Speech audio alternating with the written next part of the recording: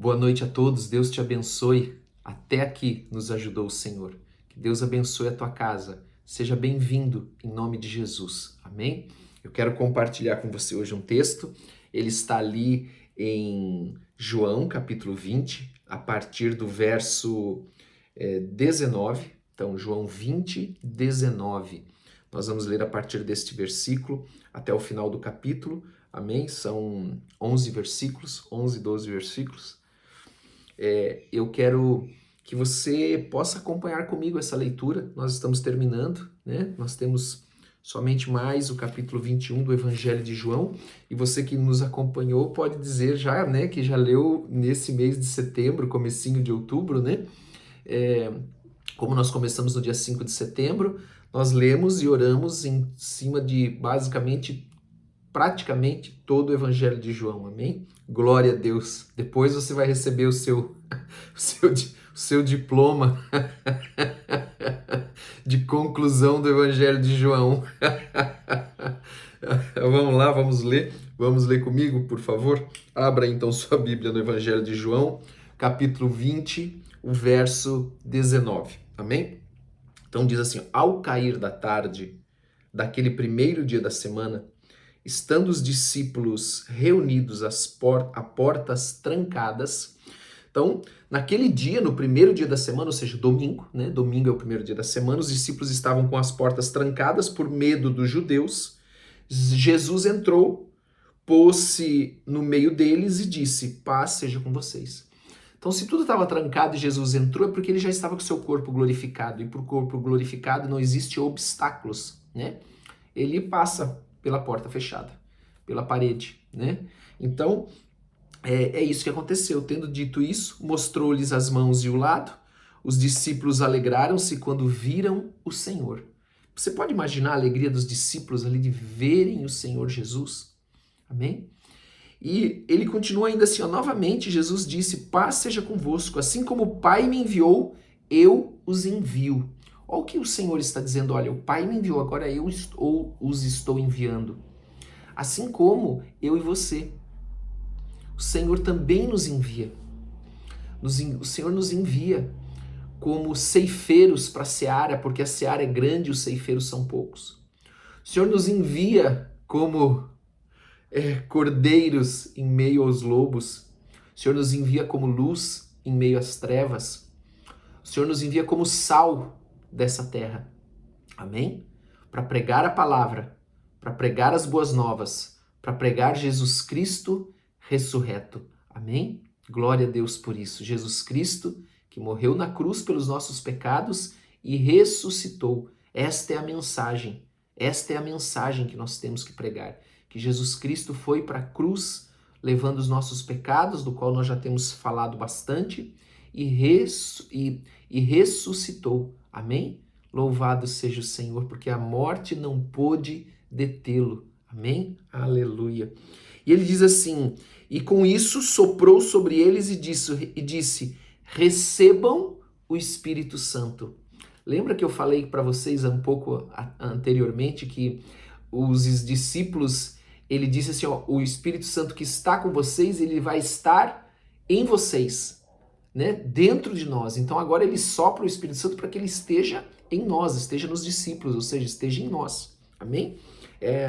Então ele habita em nós, ele está em nós. Por isso que nós não devemos entristecer o Espírito Santo, devemos fazer a vontade de Deus, devemos agradar o Espírito Santo, porque é ele que está conosco agora, para que nós não ficássemos sozinhos, amém? Mas estivéssemos andando sempre com a companhia do Senhor, né, através do Espírito Santo.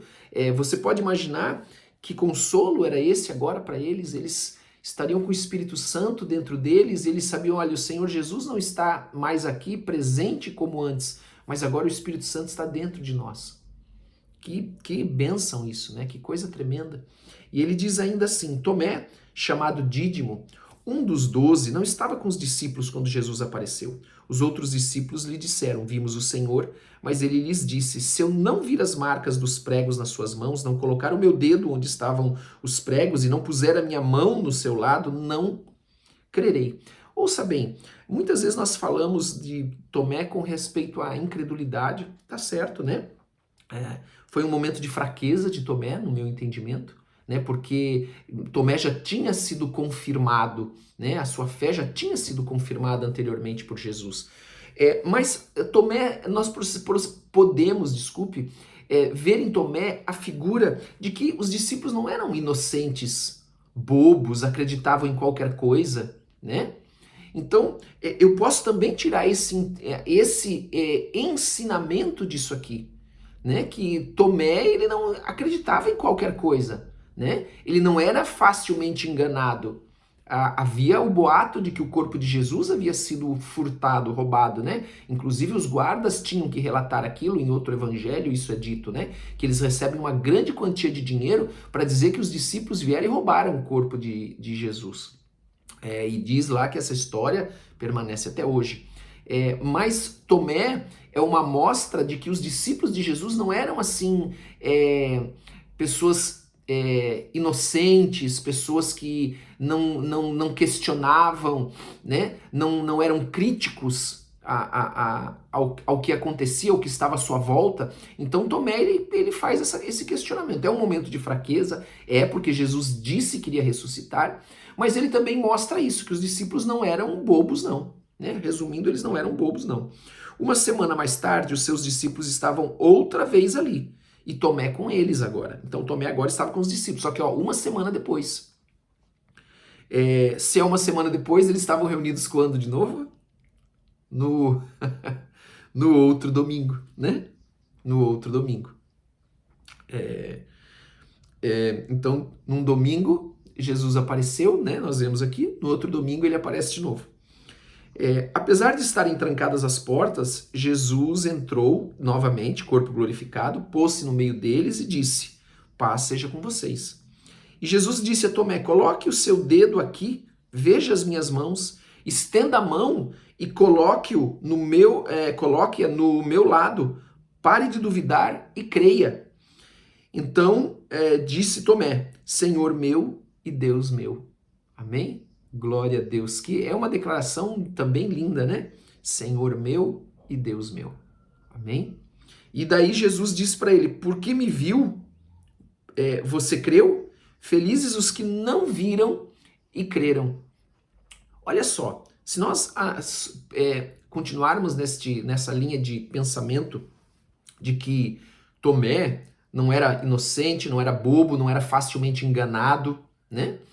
Nós podemos também entender o seguinte, que nós temos que crer, amém? Que nós devemos crer porque a palavra de Deus diz, então nós cremos. E muitas vezes naquilo que nós cremos, ela vai contra a lógica, né? Era normal alguém ressuscitar? Ou alguém que morreu entrar? Não. Nós sabemos que em Hebreus 9, 27 diz: ao homem está dado morrer uma só vez e depois disso o juízo. Então ninguém volta. Quando nós temos a passagem daquele Lázaro e o rico, né? Nós vemos ali que quando eles morrem, o rico quer voltar para avisar os seus irmãos do lugar terrível para qual ele foi. Porque ele era rico? Não. Porque ele usava mal aquilo que ele tinha, né? Porque ele era egoísta. Porque o coração dele estava nas riquezas, né? É bem importante pontuar isso. E então Abraão diz para ele, né? Não é possível, tem um grande abismo que separa. Você não tem como voltar. Então, ao homem está determinado morrer uma só vez e depois disso o juízo, né? A outra coisa bem interessante, não faz parte desse estudo, mas a palavra de Deus lá em Judas, por exemplo, ele diz assim, ó, provai os espíritos, para ver de que parte ele vem, se vem da parte do Senhor ou vem da parte do diabo, porque você tem que lembrar que os anjos, eles são seres de luz.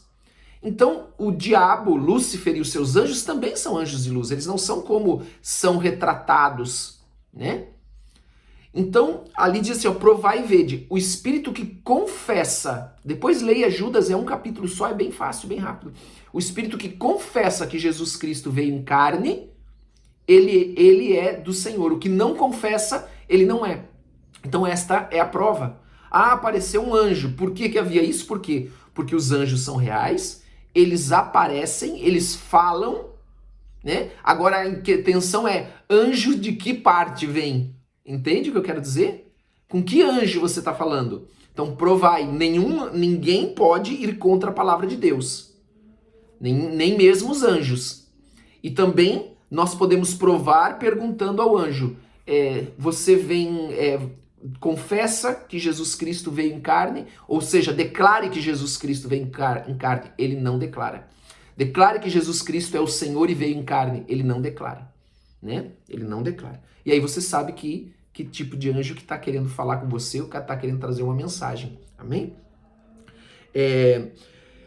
Jesus realizou na presença dos seus discípulos muitos outros sinais para nós terminarmos aqui, milagrosos, que não estão registrados neste livro, mas estes foram escritos para que vocês creiam. Agora ele está falando para nós, né? Está falando conosco. Que Jesus Cristo é o Filho de Deus e crendo tenham vida em seu nome. Interessante que nós passamos batido e eu acabei não falando, né? Ali, ó. Lá no versículo 22, eles falam assim, versículo 23, se perdoarem os pecados de alguém, estes serão perdoados. Se não perdoarem, não estão perdoados. Escute o que eu quero dizer para você. Lembra que eu não posso pegar um versículo e remover esse versículo do texto e dar a minha interpretação. Dar a minha interpretação para aquilo, para um texto fora do contexto. E quando nós pegamos um versículo como esse, ele está em todo o contexto da mensagem de Jesus. Amém? Quem perdoa os pecados de alguém? Eu perdoo, né, aqueles que me ofendem, mas eu não tenho o poder ou a capacidade de perdoar os pecados de uma pessoa no lugar de Deus. Isso é entre Deus e a pessoa. Amém? A palavra de Deus diz sobre uma prática que é confessai os vossos pecados uns aos outros para serdes curados. Mas tem pecado que é só entre o sujeito e Deus. Ele é aqui, vertical, de baixo para cima. Não é horizontal, né, de homem para homem. Então, quando ele está falando isso, ele está dizendo assim, ó, preguem a palavra e aquelas pessoas que crerem, elas serão perdoadas. Pode declarar que elas foram perdoadas. Aquelas que não crerem, pode declarar que elas não foram perdoadas, porque elas não creram. Entende? Esse é o contexto desse versículo. Esse é o único contexto que cabe nesse versículo. Tá? Fora disso, eu estaria indo contra a Bíblia. Contra toda a mensagem. Eu estaria tirando esse texto do contexto bíblico. Não é só do contexto. Muitas vezes, quando a gente fala do versículo fora do contexto, não é só daquele trecho. É de toda a palavra de Deus. Ela não pode se contradizer.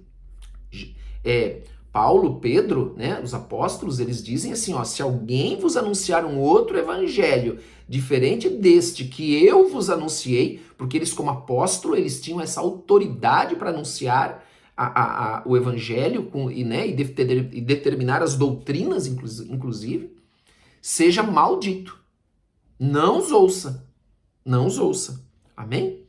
Glória a Deus. Que Deus te abençoe. Que Deus abençoe a tua casa. Que você tenha uma noite de sono, uma noite de descanso, uma noite de renovação, de esperança. Amém?